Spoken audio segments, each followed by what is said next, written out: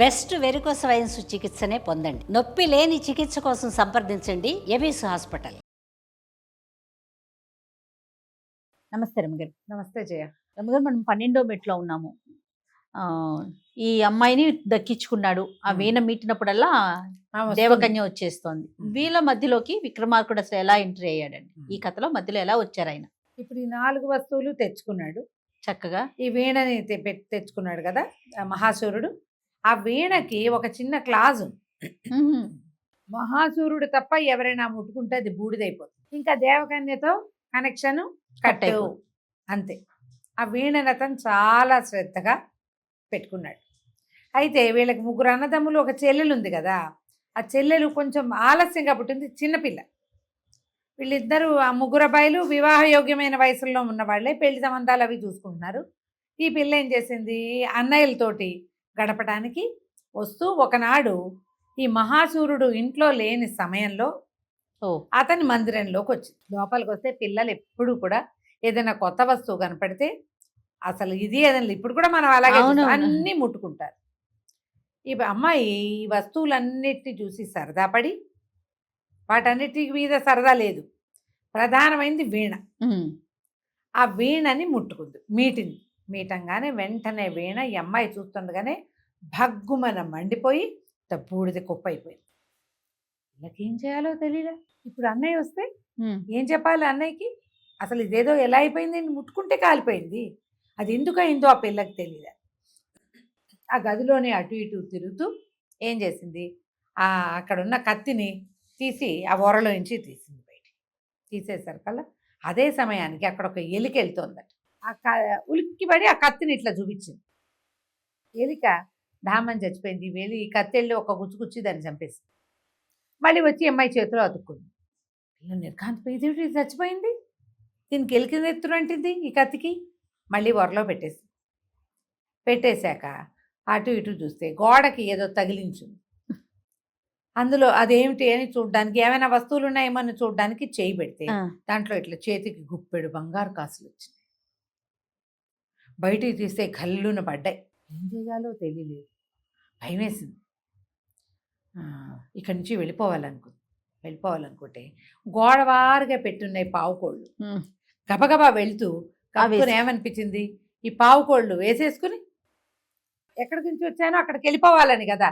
ఈ పిల్లకి ఉలిక్కిపడి ఆలోచించుకునే లోపల ఈ పావుకోళ్ళు రయ్యమని తీసుకుపోయి అమ్మాయి మందిరంలో దింపేసి, అమ్మో వీటికి ఏదో శక్తి ఉంది, కానీ పావుకోళ్ళు నేను ఇక్కడికి తెచ్చేసుకుంటే అన్నయ్యకి తెలిసిపోదు, మళ్ళీ నేను అన్నయ్య మందిరానికి వెళ్ళాలని పావుకోళ్ళు తొడుక్కుంది. మళ్ళీ తీసుకెళ్ళిపోయినాయి అక్కడికి. పావుకోళ్ళు విడిచేసింది. అక్కడ విడిచేసి అటు ఇటు చూస్తుంటే ఆ గోడకి ఈ కత్తి ఓ పక్కన పెట్టిందా, ఈ దండం తగిలించి ఉంది, ఓ చిన్న చిలక్కొయ్య లాంటి దానికి. ఈ దండాలు అవి మన దగ్గర ఉండవు, ఋషుల దగ్గర ఉంటాయి. ఏమిటా అని ఆ దండం తీసి ఆ పైనుంచి ఇట్లా తీస్తూ ఉంటే పిల్ల ఒక రవ్వ పొట్టిది. ఆ దండం చేయి జారి ఆ ఎలిక దగ్గర పడి ఎలిక తుర్రుని బరిగెత్తి. అంటే ఈ దండంతో ఈ పని అవుతుంది, చచ్చిపోయిన వాళ్ళు బతుకుతారు. పరమాశ్చర్యంతో పిల్ల ఏం చేసింది, దండాన్ని అలాగ ఓ పేట వేసుకుని ఎక్కడుందో అక్కడ తగిలిచ్చింది. కత్తి గిత్తి అన్నీ పెట్టేసింది. ఆ బూడిదని మాత్రం ముట్టుకోకుండా నిశ్శబ్దంగా బయటకు వెళ్ళిపోయింది. సాయంకాలం వచ్చాడు మహాసూరుడు. రాగానే అందరితో గడిపొస్తాడు కదా, చుట్టుపక్కల జనాలు, రాజ్యంలో ఉన్నవాళ్ళు, అన్నదమ్ములు, నాన్న, అమ్మ, చెల్లెలు అందరిని చూసొస్తాడు. తన మందిరంలోకి వచ్చాక ఏకాంతంలోకి రాగానే పిలుస్తాడు దేవకన్యని. వచ్చి వీణ మీటుదామని వీణ దగ్గరకు వస్తే బూడిద కుప్ప. ఎలా జరిగింది అసలు? ఈ మందిరంలోకి ఎవరు వచ్చారు? అమిత దుఃఖం వచ్చేసింది. వస్తువులన్నీ చూస్తే అన్నీ యథావిధిగా పెట్టున్నాయి, ఇది ఒక్కటే ఇట్లా ఉంది. ఇంకా గబగబా బయటకు వచ్చాడు, అందరినీ ప్రశ్నించాడు. నా మందిరంలోకి ఎవరొచ్చారంటే పొద్దున్న అమృత కిరణ కళ వచ్చింది, చెల్లాయి వచ్చింది. అనగానే పరిగెత్తుకుంటూ చెల్లాయి దగ్గరికి వెళ్ళాడు. అమ్మడు ఏం చేసావు అంటే, అమ్మాయి చాలా బిక్కమొహం పెట్టి, అన్నయ్య నన్ను క్షమించు, ఆ వీణ ఏదో ఆసక్తికరంగా ఉందని దాన్ని మీటపోయేసరికి అది భగ్గున మండి బూడిద కుప్ప అయిపోయింది. భయం వేసింది నాకు. నీ దగ్గర ఎన్నో విచిత్ర వస్తువులు ఉన్నాయి, వీణ పోతే పోయింది, అవన్నీ కూడా చాలా విచిత్రమైనవి కదా నువ్వు తెచ్చినవన్నయ్య అన్నది. అనగానే ఇతను అన్నాడు, ఆ విచిత్రాలన్నీ ఈ వీణ వల్లే వచ్చాయమ్మా, వీణ లేకపోతే ఇంకా నాకు జీవితమే లేదు, దేవకన్య లేదు ఇంకా నా జీవితంలో. ఓహో ఏడ్చి దుఃఖపడ్డాడు.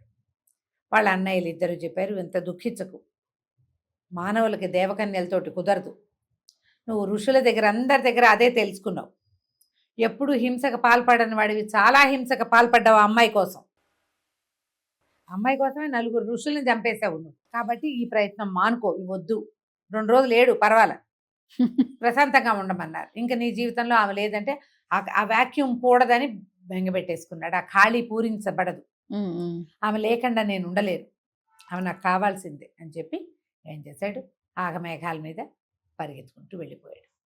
ఈ దేవకన్యని సాధించాలి, ఎట్లా సాధిస్తాడు దేవకన్యని? కష్టం కదా, చాలా కష్టం కదా. అక్కడి నుంచి కాళికాదేవి ఆలయానికి వెళ్ళి దేవలోక ప్రవేశం కావాలి నాకని ప్రార్థన మొదలుపెట్టాడు. కొన్ని రోజులు అవ్వగానే ఆవిడ ఏం లేదు, అమ్మవారి ప్రత్యక్షమై దేవలోక ప్రవేశమే కదా వెళ్ళిపో అని వీడిని దేవలోకానికి పంపించేసి దేవలోకం మీద యుద్ధం ప్రకటించాడు. వెళ్ళి కత్తుందిగా దేవలోక తలుపులు కొట్టడం మొదలుపెట్టాడు. దేవేంద్రుడు వచ్చాడు, ఎవడరా నువ్వు, మానవుడివి, నీకు దేవలోక ప్రవేశం ఏమిటి, నేను లోపలికి రానివ్వు అంటే, నా భార్య ఇక్కడ ఉండాలి, నేను వలసిన స్త్రీ, నేను ఆమె కోసం వచ్చా, ఆమెను ఇచ్చేస్తే నా దారిని నేను వెళ్ళిపోతా అనేసరికల్లా వీడిని చంపేయండి అని సైనికుల్ని పంపించాడు. దేవ సైన్యం, దేవతలు అందరూ కూడా, వాళ్ళంతా ఇంతో అంత అమృతం పుచ్చుకున్న వాళ్ళే. కానీ ఈ కుర్రాడి దగ్గర ఉన్న కత్తి ఎవరినైనా నరికేస్తుంది, ఎవరు వచ్చినా వీడు కత్తి చూపిస్తాడు, ఆ కత్తి పోయి అందరినీ కొట్టేస్తుంది. ఈ సైనికులు సగం మంది చచ్చిపడ్డారు, వాళ్ళలో కొంతమంది పరిగెత్తుకుంటూ దేవేంద్రుడి దగ్గరికి వెళ్ళారు. ఇది ఎందుకండి ఈ గోల, వాడు అసహాయ సూర్యుడు, వాడి దగ్గర ఎవరు లేరు, వాడి చేతిలో ఉన్న కత్తే మహాద్భుతమైన కత్తి, ఎవరిదో తపశక్తి వల్ల వచ్చింది, వాడు ఆ కత్తే చూపిస్తున్నాడు, అంతకంటే వాడు చేసేదేం లేదు యుద్ధం, ఆ కత్తే నరికేస్తోంది అందరినీ, అందరూ క్షతగాత్రులు కానీ ఉన్నారు, కొంతమంది చచ్చిపోయారు. ఓకే, మర్మంలో తగిలిన వాళ్ళు చచ్చిపోతారు, వేరే చోట తగిలిన వాళ్ళు జీవించుకుంటారు, చంపేస్తుంది అంతే. ఇక నువ్వు స్త్రీలను అప్పచెప్పేసేయండి అని అందరూ సైనికులు చెప్పారు. చెప్పేసరికి సరే, ఈ దేవలోకంలో ఉన్న ఆయన సలహాదారులు ఉంటారు కదా, బృహస్పతి వాళ్ళు, దేవగురువు, మానవుడు ఎక్కువ కాలం జీవించి ఉండడు, దేవకాంతల్ని వాడు పట్టుకెళ్ళినా కొన్నాళ్ళ తర్వాత వీళ్ళు వచ్చేస్తారు, వాడు పోతాడు, ఎట్లాగూ పంపించు, ఈ జన నష్టం లేకుండా ఉంటుందంటే నేనేం చెప్పాడంటే, నాయన ఈ లోకం నిండా స్త్రీలే, ఎంతోమంది ఉన్నారు దేవకాంతలు, నీకు కావలసిన వాళ్ళని నువ్వు వెతుక్కో అంటే, ఇతను దేవలోకమంతా తిరిగి ఆ 3 దేవకాంతల్ని పట్టుకున్నాడు. 3 దేవకాంతల్ని దేవేంద్రుడి, వెళ్ళిపోండి వీడి వెనకాల మీరని చెప్పాడు. అక్కా చెల్లెళ్ళు వాళ్ళు 3 దేవకాంతల్ని తీసుకుని మన ఈ మహాసురుడు బయలుదేరాడు. అయితే ఈ దేవలోకం దాటేశాడు, బయటికి వచ్చేసరికల్లా ఈ వింధ్య పర్వతాలు అవి దాటితేనే వీళ్ళు, దానంటే మేరు పర్వతం అవి దాటితేనే వీళ్ళు మామూలు దాంట్లోకి వస్తారు. వింధ్య దాటి మేరు దాటి వింధ్య దాటేసరికి ఈ సమస్య వచ్చేస్తుంది. అంటే ఆ దాటారంటే వాళ్ళు ఇంకా మానవలోకంలోకి ప్రవేశించినట్టే. అక్కడ పెద్ద పెద్ద మంటలు వచ్చినాయి, అగ్నిపర్వతాలు ఉన్నాయి అక్కడ. ఆ మధ్యలో చిక్కుబడిపోయాడు అతని దగ్గరున్న ఏ సాధనము అతన్ని రక్షించేది కాదు. ఆశ్చర్యపోయాడు, ఏంటి నేను దేవలోకం నుంచి వచ్చేసాను, ఈ మంటల్లో చిక్కుబడిపోయాను, ఈ మంటల నుంచి నేను బయటికి రాలేకపోతున్నానంటే ఈ దేవకాంతలు చెప్పారనమాట. ఇది వరకు రాక్షసులు వాళ్ళు చాలామంది దేవలోకం మీదకి దండయాత్రలకు వచ్చేవాళ్ళు, ఏదో ఒక రకంగా చేసేవాళ్ళం. కానీ దేవలోకం నుంచి ఏదైనా పట్టుకెళ్ళిపోవడానికి వీలు లేదు, యుద్ధమే పట్టుకెళ్ళటం వేరు. మాకు ఇక్కడ కల్పవృక్షము, కామధేనువు, పారిజాత వృక్షాలు బోల్డని ఉన్నాయి దేవలోకంలో ఉండేవి. అవి ఎవరైనా తీసుకెళ్తే కనుక అప్సరసల్ని కూడా వాళ్ళని ఈ అగ్నిదేవుడు అడ్డుకుంటాడు. ఇది ఎప్పుడో చేయబడిన శాసనం. నువ్వు ఈ ప్రాంతానికి రావటం వల్ల నువ్వు ఇక్కడ దొరికేసావు. మొదట వాడు దేవలోకానికి వచ్చినప్పుడు కాళికాదేవి వాడిని అక్కడి నుంచి ఇక్కడికి ప్రత్యక్షం చేయించి, వాడు అక్కడ మాయమై ఇక్కడ ప్రత్యక్షం అయిపోయాడు, ఇక్కడికి వచ్చాడు. కానీ వీడు తిరిగి వెళ్ళేటప్పుడు మనిషిగా తిరిగి వెళ్ళాలి, ఇక్కడ దేవ సహాయం లేదు. వీడితో పాటు 3 స్త్రీలు ఉన్నారు, వాళ్ళు దైవిక శక్తులు వాడడానికి వీలు లేదు. ఇంకా మరి మానవులతో ఉండడానికి కదా వస్తున్నారు, శక్తులు లేవు. వీడు మానవుడు, వీడి దగ్గర ఉన్నది ఏమిటి, ఓ కత్తి, ఓ దండం, ఓ సంచి, ఓ జత చెప్పులు, అవేం పనిచేయవు. ఇక్కడ ఎగిరిపోవటానికి వీలు లేదు అక్కడి నుంచి, అదంతా దేవలోకం.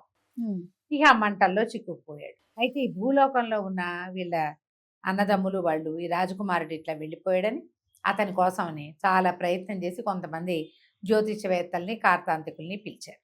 పిలిచి మావాడు ఎక్కడున్నాడు, ఉన్నాడా, అసలు ఏమయ్యాడు అంటే మీ వాడు క్షేమంగానే ఉన్నాడు, ఇది కానీ ఫలానా ప్రాంతంలో ఇరుక్కుపోయాడంటే వీళ్ళందరూ బయలుదేరి వచ్చారు.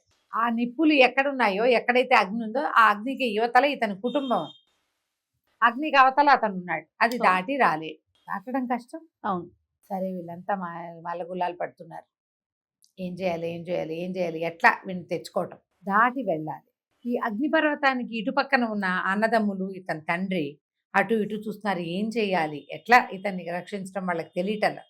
అయితే ఏమైంది, ఆ సమీపంలో ఒక దేవాలయం ఉందట. గుళ్ళోకి వెళ్ళి దేవుడినైనా ప్రార్థిద్దామని వీళ్ళంతా ఆ లోపలికి వెళ్ళారు. అక్కడ ఒక శివాలయం ఉంది.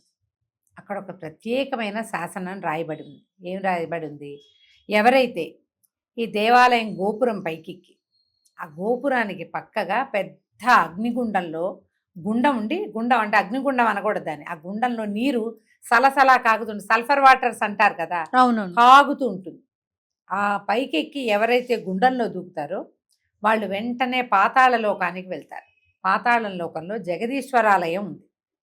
ఆ జగదీశ్వరుణ్ణి గనక దర్శనం చేస్తే కోరిన కోరిక తీరుతుంది. ఎలాంటి ప్రమాదం నుంచైనా రక్షించబడతారు. కానీ ఇదంతా ఒక్క జాములో జరగాలి, 3 గంటల్లో అయిపోవాలి మొత్తం ప్రోగ్రాం అని రాయబడి ఉంది. ఈ శాసనం చదివేసరికి వీళ్ళకి ఆశ వచ్చింది. మనం ఎవరైనా ఎక్కి పైకి అందులో దూకి ఆ పాతాళానికి వెళ్ళి ఆ శివుణ్ణి ప్రార్థించి మా అబ్బాయిని రక్షించు అని అడిగితే అవుతుందేమో. కానీ ఎవరు వెళ్ళాలి అంటే వీళ్ళకి ఎలా తెలిసింది? అక్కడ ఉంది ఒక శాసనం రాయబడి. కాదు రమ్మగారు, అతను పైన ఇరుక్కుపోయాడు అని చెప్పేసి. పైన అంటే ఇది భూమి మీదేగా ఇరుక్కుపోయింది. వీళ్ళు జ్యోతిషవేత్తల ద్వారా తెలుసుకున్నారు.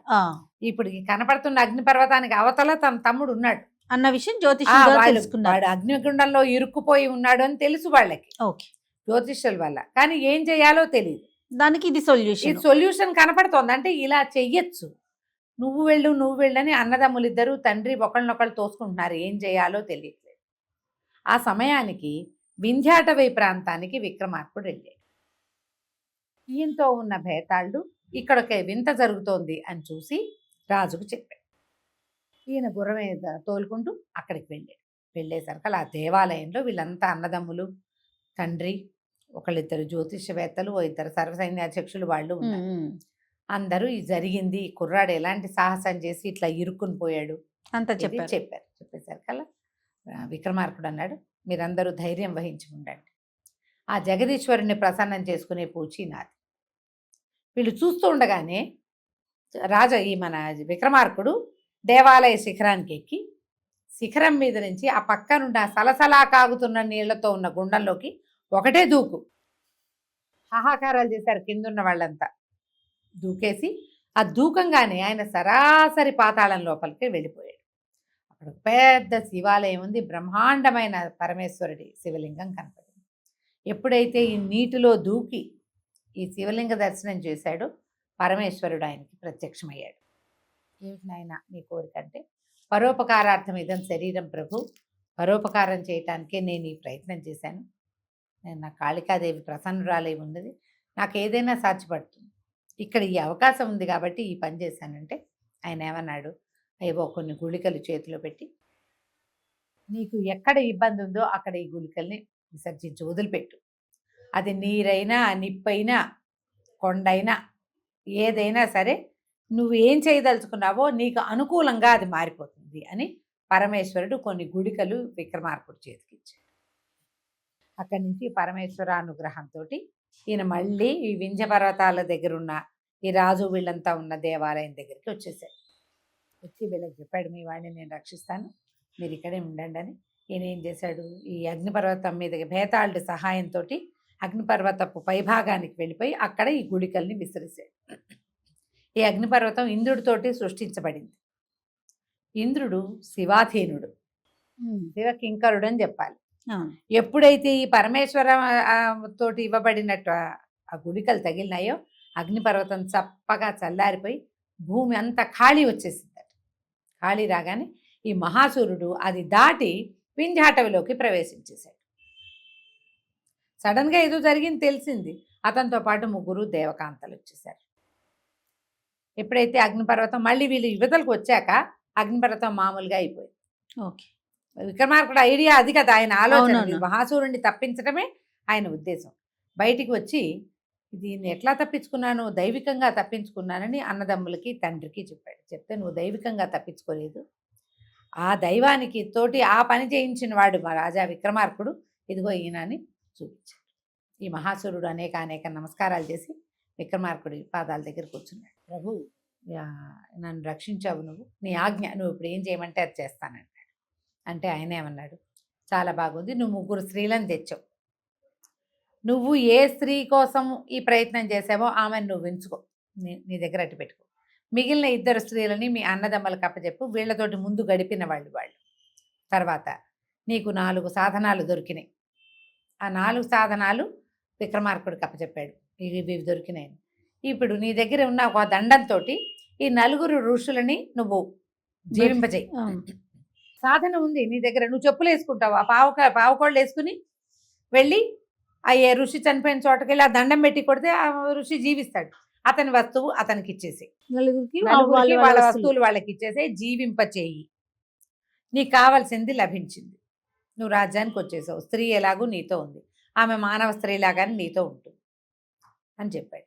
మహాసురుడు అట్లాగే నన్ను నమస్కారం చేసి ఈ 4 ఋషుల్ని బతికించాడు. ఎవరి వస్తువులు వాళ్ళకి ఇచ్చేస్తే ఆ 4 ఋషులు విక్రమార్కుడి దగ్గరకు వచ్చారు.